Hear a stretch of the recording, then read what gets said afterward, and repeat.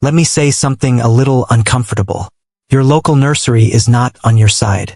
Every single thing inside that building, every display, every label, every brightly colored seed packet is designed with one goal: to make sure you walk back through those doors next spring. And the spring after that. For the rest of your gardening life. Annual vegetables that bolt and die the second summer hits. Herbs that vanish at the first cold snap. Soft transplants raised in perfect greenhouse conditions that collapse the moment real weather touches them. That is the business model. You are not the customer. You are the subscription. Here is what nobody at that nursery tells you. There is an entire world of food plants, true perennial food plants, that completely break that cycle. Plants with deep root systems that come back every single spring on their own. Stronger than the year before. Producing more food with less effort every season you leave them in the ground. Most you will never see at a nursery. Some were once so common that ordinary families grew them for generations, until the food industry quietly replaced them with things easier to package, easier to ship, and easier to make you keep buying.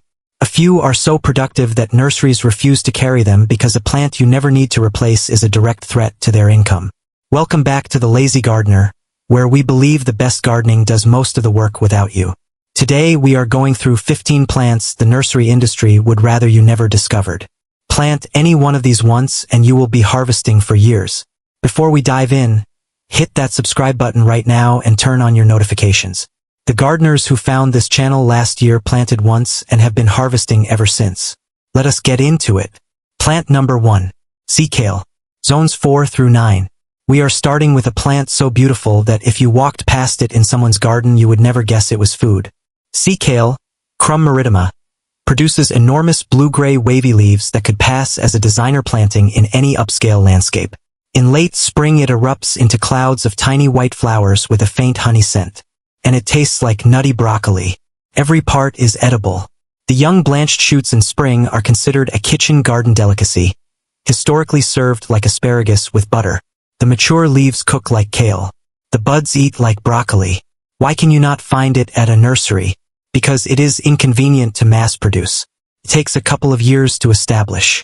You cannot slap it in a 6-pack tray and sell it for $4. It demands patience. And patience does not move product. But once established, sea kale lives for decades. Deep-rooted, drought-tolerant, returning every spring without any input from you. One well-sited plant feeds you for 20 years or more. Plant it once. Eat it forever. Plant number 2. Skirret. Zones 4 through 9. This one should make you genuinely angry.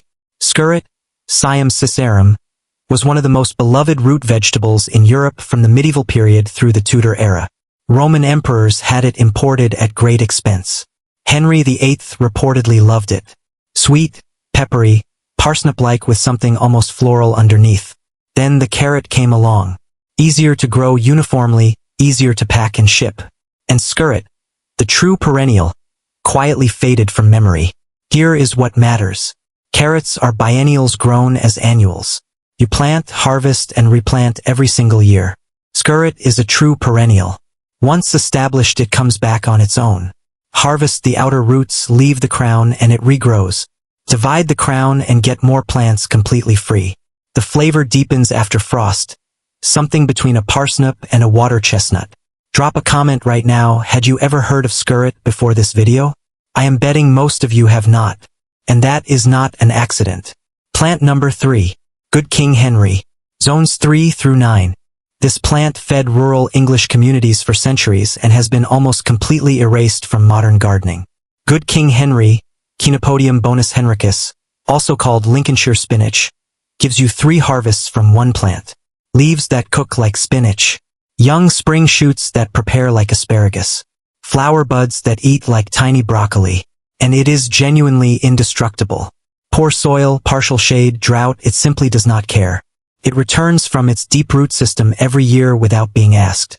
Why does your nursery not carry it? Because it looks like a weed.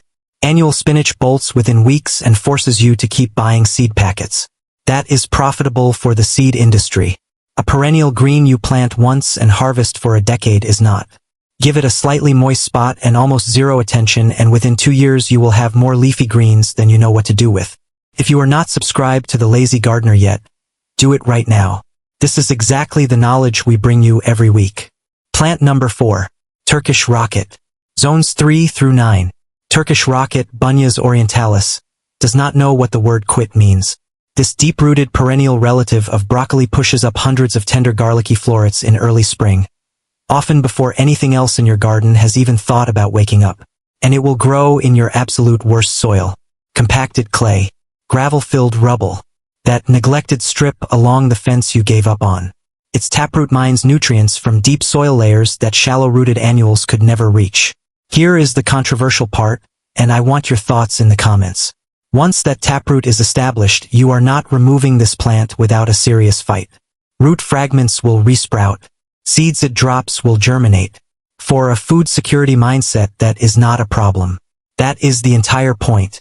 You want a food plant more committed to surviving than you are to tending it. Turkish rocket delivers that completely. Plant it in your worst corner. Harvest florets every spring. Repeat indefinitely. Plant number 5. Caucasian spinach. Zones 4 through 9. Hablitzia tamnoides, called Caucasian spinach, is a climbing perennial leafy green from the forests of the Caucasus Mountains. And it does something almost no other edible temperate plant does. Climbs. Shaded fence? North-facing trellis? A pergola with limited sun? This is your answer. While every other vegetable competes for ground space and full sun, Caucasian spinach thrives in the dappled shade where most food plants fail. It covers a trellis with large heart-shaped leaves tasting like a more refined spinach. The roots survive cold winters underground and the vines emerge fresh every spring. It is traded almost entirely between permaculture enthusiasts because nobody has packaged it or explained why you want it. Now you know why. Plant number 6. Oca. The New Zealand yam. Zones 7 through 10. Oca, Oxalis tuberosa, is native to the high Andes and produces small brightly colored tubers in red, orange, yellow, and pink that look almost too beautiful to eat. But eat them you absolutely should. More nutritious than potatoes, higher in protein, packed with vitamin C, with a tangy sweet flavor that changes completely depending on preparation. Left in the sun a few days after harvest, the natural sugars intensify into something like a sweet potato crossed with lemon candy. Roasted, they develop a nutty richness. Nurseries do not sell Oca because the tubers look unfamiliar to Western consumers. The plant has zero mainstream recognition, and the harvest timing does not fit on a seed packet. Too different to sell. Absolutely worth growing. Plant number 7. Hostas. Yes, those hostas. Zones 3 through 9. This one is gonna stop a lot of you cold.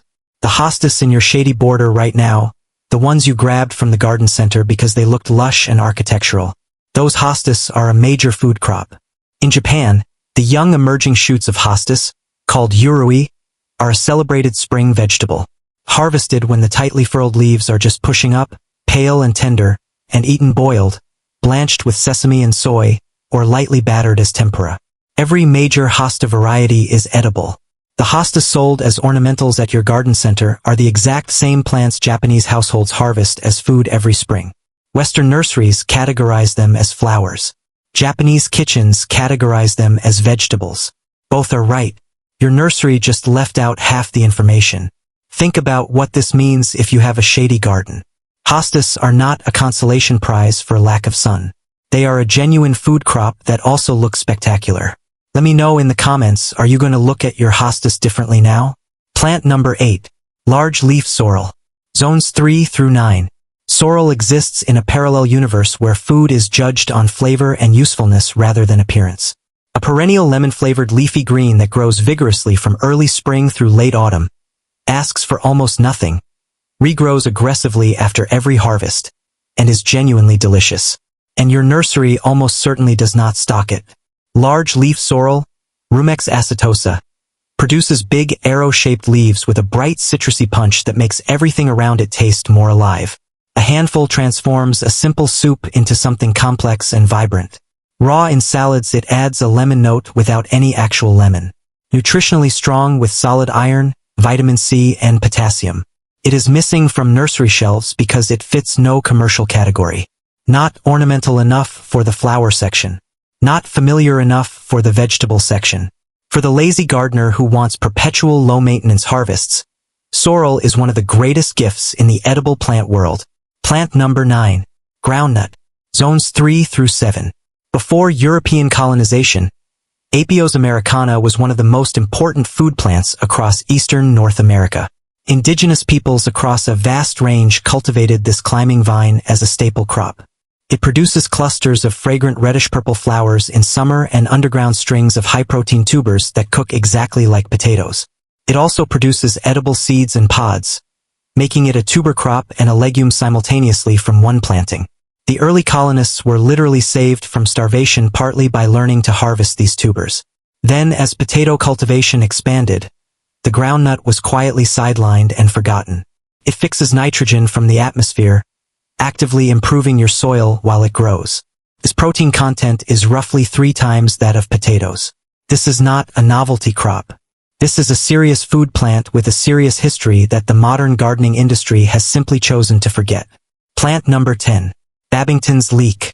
Zones 4 through 9. Most leeks are biennials. You grow them one season, dig up the whole plant, and start from scratch the following year. Same effort, same expense, same cycle. That is the profitable model for seed companies. Babington's leek, Allium ampuloprasum variety Babingtonii, refuses to participate. This British native leek produces tiny bulbils at the top of its flower stalks. As they gain weight, the stalk bends toward the ground where the bulbils root and establish new plants. The plant walks itself around your garden, planting its own offspring without any help. The main bulb stays in the ground, keeps growing, keeps producing. You harvest the green tops like scallions and the bulbils for cooking, but you never dig up and destroy the mother plant. The flavor is robustly leek-like with more complexity than any commercial variety. Zero commercial profile. It eliminates the need to ever buy replacement plants. Plant number 11. Daylilies. Zones 3 through 10. Here is a plant you very likely have growing right now that you have been treating purely as decoration. Daylilies, Hemerocallis species, are one of the most widely grown ornamental perennials in the temperate world. Most Western gardeners see them as flowers. In Chinese, Korean, and Japanese culinary traditions, they are a celebrated food plant. The unopened flower buds harvested just before they bloom are used in soups, stir-fries, and braised dishes where they contribute a sweet, earthy flavor and a silky texture.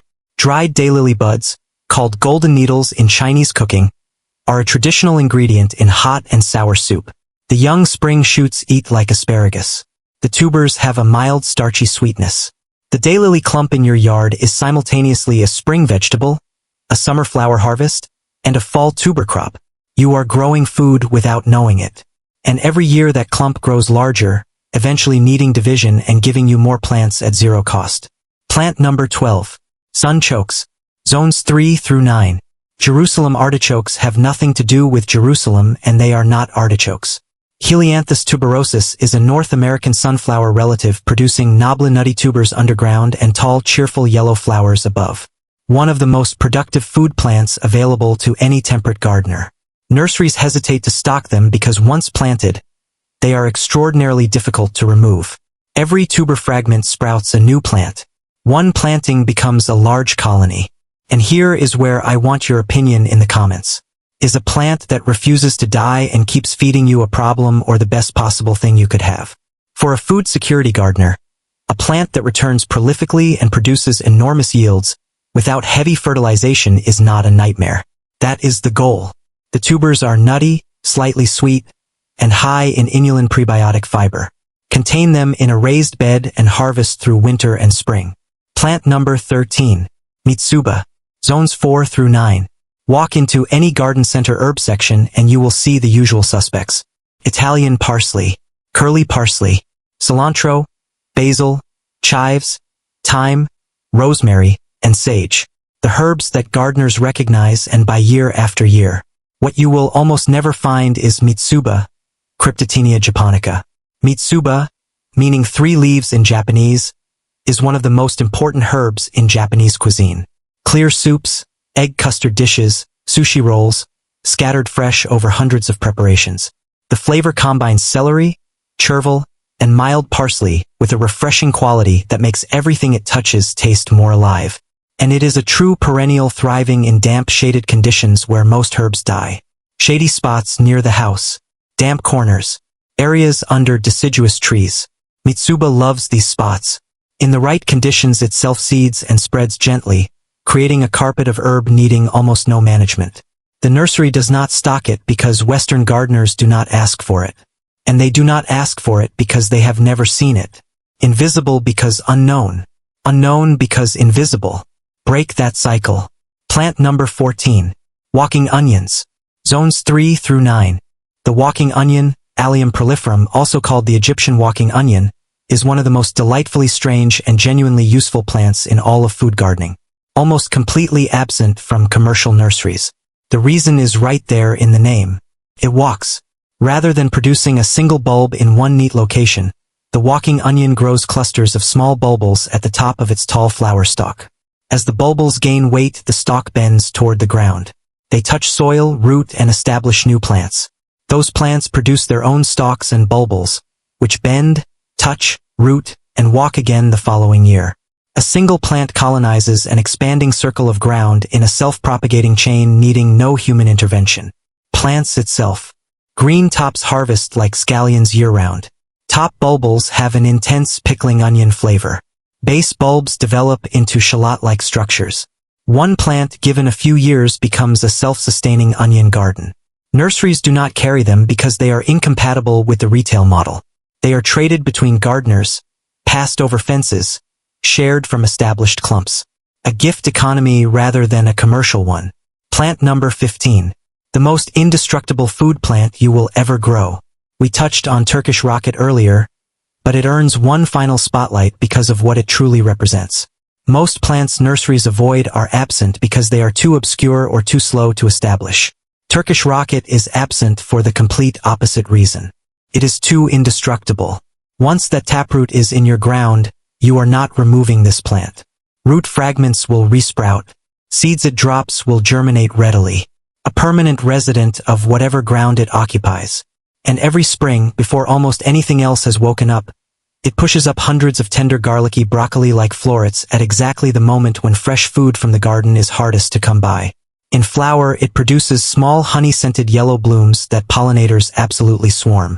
It is simultaneously a food crop, a pollinator plant, and a deep-rooting soil conditioner that breaks up compacted ground over time.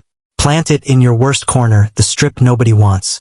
Turkish rocket will take that ground, claim it, improve it, and feed you from it indefinitely. There you have it. 15 plants. All perennial. All productive. All either ignored or quietly kept off the shelves by an industry that profits from your annual dependency. Now here is your one assignment. Do not try to grow all 15 at once. Pick just one plant from this list that fits your zone and your space. Source it, plant it, and let it prove itself to you. Because once you see a perennial food plant come back on its own in spring, without seeds, without effort, without spending a single dollar, your entire relationship with food growing changes permanently. That shift, that moment when you realize you do not have to keep feeding the nursery every spring, is exactly what the commercial gardening industry has been working very hard to prevent you from experiencing. The lazy gardener knows the secret. Work once. Harvest forever. Hit that subscribe button so you never miss what is coming next on The Lazy Gardener. Drop a comment below telling me which plant from this list you are starting with. And if you know a fellow gardener who needs to hear this, share this video with them. Because the best thing about knowledge like this is that it spreads exactly the same way these plants do. Freely, generously, and without asking for anything in return. Until next time, this is The Lazy Gardener. Plant smarter, not harder.